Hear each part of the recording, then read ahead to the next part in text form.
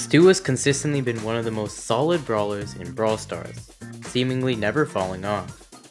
With a broken release in which he was arguably one of the strongest brawlers of all time, to a solid but underplayed brawler, to the absolute monster he is right now, Stu has many ups and downs in his history, but rarely do you see him on the level of someone like Doug or Hank in the bottom of the barrel. In this PowerPoint, I'm going to go over Stu's basics and his design and a bit of his history, why he never seems to fall off, and finally, his current rise in the meta. As always, make sure you like, subscribe, and comment. Only 15% of you are subscribed, so try and get that number up. If you have disposable income and want some nice perks, and to support me, you can become a channel member. Enjoy the video, or not, because it's about probably the most oppressive brawler in the game right now. As always, let's start out with the basics. Stu has 6400 health and shoots 2 projectiles that deal 1080 damage. He has a range of 7.67 tiles and a normal reload speed. Overall, there's nothing special about Stu's base stats and attack. He has average health, an average range, and an average damage. So where does Stu stand out? To answer that question, let's take a look at Stu's super. Stu's super sees him dash forward 2.33 tiles, leaving a trail of burning rubber that deals 400 damage per second for 4 seconds for a total of 1600 damage. Sounds pretty tame, but when you realize that hitting only one shot with Stu charges this, and you can see why this is quite powerful. It allows Stu to have great mobility, allowing him to move up the map and dodge enemies well. Furthermore, it lets him control areas a little as well, with the burning trail he leaves behind from his supers, and the not insignificant damage it deals. Now that we're done with the basics, let's talk a little bit more about Stu. As you can see from what I just mentioned, Stu doesn't have very impressive stats. His health, range, reload, damage, and dash range are all extremely average. This leads him to rely quite heavily on his super to actually make a difference in the game, because he won't be able to compete with other brawlers purely on his average stats. As we all know too well, relying on one thing too heavily is never a great sign, and the same thing applies to Stu and his super. Without his super, Stu is borderline useless with his mediocre stats. This makes him similar to Surge actually. Both of them are weak at the start of the game, and require their first super to start becoming a legitimate threat in the game. Due to this, most experienced players are smart and play extremely cautiously around these two, trying their best not to feed their first super, or the tide of the game may change. However, some brawlers are better for this than others, so let's take a look at Stu's matchup strengths and weaknesses. First of all, Stu doesn't have too many weaknesses. The moment he gets his super, he can basically hold his own against every single brawler in the game. However, there are still some types of brawlers he fares better / worse against. First, let's go over some of his strengths. Stu is especially powerful against short-range brawlers like tanks. His range disadvantage is negated against these brawlers, which allows him to charge up his super much faster, becoming a bigger threat throughout the whole game.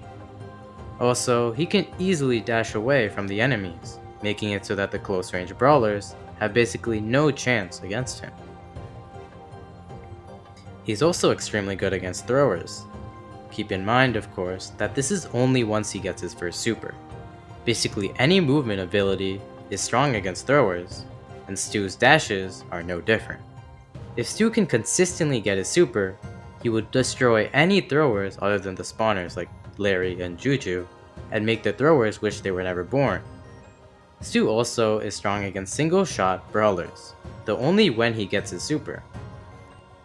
His constant dashes means he's able to dodge well against these brawlers, as well as move up to get into uncomfortable positions for them, especially if they are marksmen. Stu isn't really a brawler with many weaknesses. Though he does have a few brawlers, he doesn't really play well into. His main weakness is against brawlers like Pearl or Pam, who have a wide spread of attack and a large health. However, these types of brawlers are few and far between. He doesn't do great against tank support comps either, with his lack of a large DPS, unable to counter the large health of the tanks and the extra healing they are getting. Another big weakness of his is against marksmen in open maps. As I said earlier, Stu is trash without his super, and marksmen can easily make him suffer without letting him charge his super. However, a smart Stu will do the right thing and just not pick him there. However, you can't expect bad randoms to be smart, so this is unfortunately pretty common. With his basics out of the way, let's start talking about Stu's release and a bit of his history. If you think Stu is bad to face now, Stu was much worse when he first released. He was extremely powerful, having an overtuned HP, making him a lot more annoying to deal with, and more difficult to kill. His main attack damage was also overtuned, allowing him to pose a large threat to enemies and neutralize his weak DPS. Allowing a brawler that should be relying on their super to have strong stats, when they should be average, is a wonderful recipe for a broken brawler. To make matters worse, that super was still insanely powerful. Stu's super already seems pretty good, but imagine if it had a knockback along with it. Broken, right? Well, you don't have to imagine, as this used to be the reality. This made Stu much more aggressive than he was now, as he could dash into enemies, get the burn on them as well as a knockback, allowing you to charge up your super again with another attack on the knockback enemy, or simply force someone like a tank away. For all of these reasons, you can see why Stu was absolutely broken, so he had to get some nerfs, right?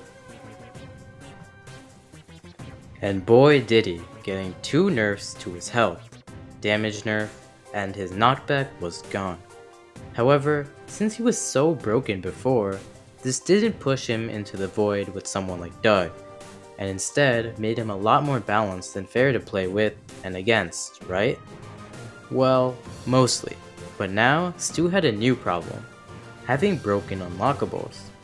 Let's take a look at Stu's gadgets and star powers. Stu's first gadget is Speed Zone, which sees him drop a turret with a 6.7 tile range that increases the speed of Stu and his teammates by 100 points. The turret has 1000 health and decays 30 health every second.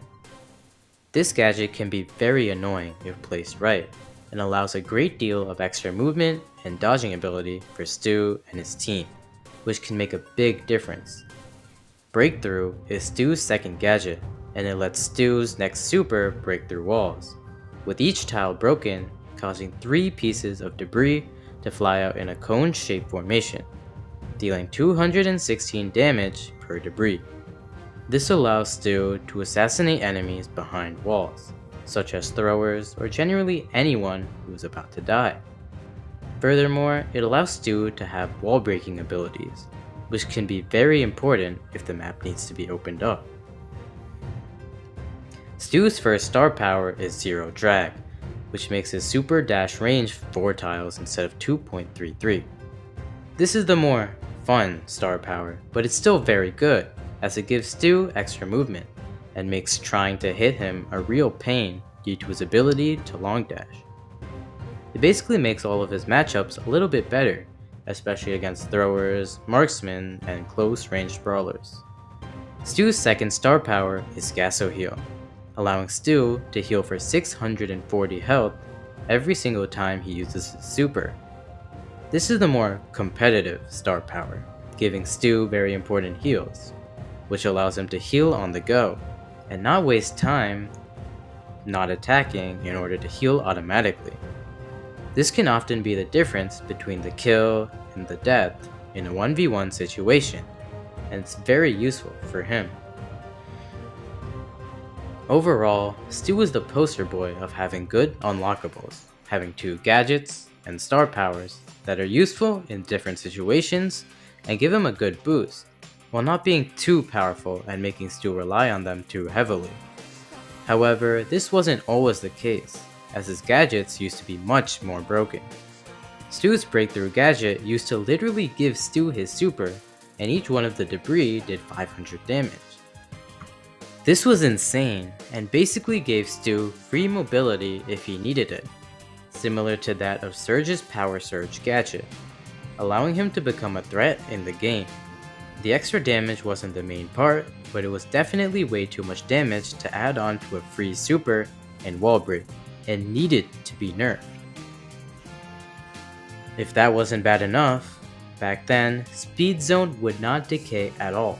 This means that unless your opponent purposely sought out the gadget and destroyed it, you could potentially have an extra speed boost for the rest of the game. If you placed your speed zone at a nice and protected location, you would be chilling for the rest of the game and having an advantage over your opponents. As you can see, this is also broken and needed an obvious nerf. Both of these gadgets got nerfs, and with the nerfs that Stu had gotten before, Stu finally became a balanced brawler. His stats had finally become distinctly average, and his unlockables became balanced alongside of it, and weren't as broken as they once were. Of course, Stu was still a solid brawler, because his very design allowed him to never really fall out of the meta unless he had atrocious stats, and he never really did. He was never really too weak to any brawler and could hard counter others, leading to being a good later pick even when he wasn't meta. Around this time, Stu really started to be known as one of the most skilled brawlers in the game. Anyone could play him, but you needed true skill and practice to truly master him. You needed to have quick reflexes to dash quickly and attack, and continue to chain dashes and attacks. There's even something called a double dash, in which you hit both attacks with Stu, and with proper timing, you're able to dash twice extremely quickly. This is very useful for creating unpredictable movement, letting you dodge enemies much easier, or just get to opponents faster. With additional skills like this involved with Stu, it's no wonder why for a long time, Stu was considered one of the most skilled brawlers in the game, and one of the hardest brawlers to master. And so, Stu survived, never really falling off in the meta, but unable to reach the higher echelons he once did his early days. But that would change with the release of everyone's favorite purple button. Stu's Hypercharge was released on November 4th, 2024. Stu's Hypercharge is called Infinitro, which gives Stu another super every single time he uses his super, basically giving him infinite supers for the duration of the Hypercharge. The stat boost already would have made Stu meta, but this was overkill. This Hypercharge made Stu undoubtedly the most mobile brawler in the game. With it, he can zoom up the map and attack anyone anywhere, which is especially useful in modes like Brawl Ball or Gem Grab. The infinite dashes mean that you are 99% not hitting a single shot on him, and he's going to easily kill you as long as he doesn't have a skill issue. The Hypercharge also pairs extremely well alongside Stu's Gasso Heal star power. Since each of his dashes heals Stu, Stu can basically get infinite heals for the duration of the Hypercharge, which makes killing him during the Hypercharge even more annoying, and also allows Stu to heal up fast if he's at low health before the Hypercharge. With his Hypercharge and the Assassin meta, Stu has risen to an inarguable top 5 brawler in the game, and you could honestly make a case for him as the best brawler in the game. He's a safe pick on literally every single map other than an extremely open one or Snake Prairie. If the map is too closed, Stu counters the brawlers who are good on it and can break open the map. If it's an open but not like too open map, Stu can be patient and get his super, and then wreak havoc for the rest of the game. Because of all this, Stu definitely needs a nerf, and soon. I rarely play Stu and I'm not really good at him, so let me know what you guys think would be a good nerf to Stu in the comments below. Overall, Stu has never really been able to fall off, always retaining a niche in every single meta, and maintaining some semblance of skilled balance for most of his history. However, that has now changed with the release of his hypercharge coinciding with the current aggressive meta, combining to make Stu one of the best brawlers in the game and in dire need of a nerf. Thanks to Angel and Bronze Knight for helping me out with this video. Anyway, thanks for watching. Watch this video, or this playlist, or join the Discord server.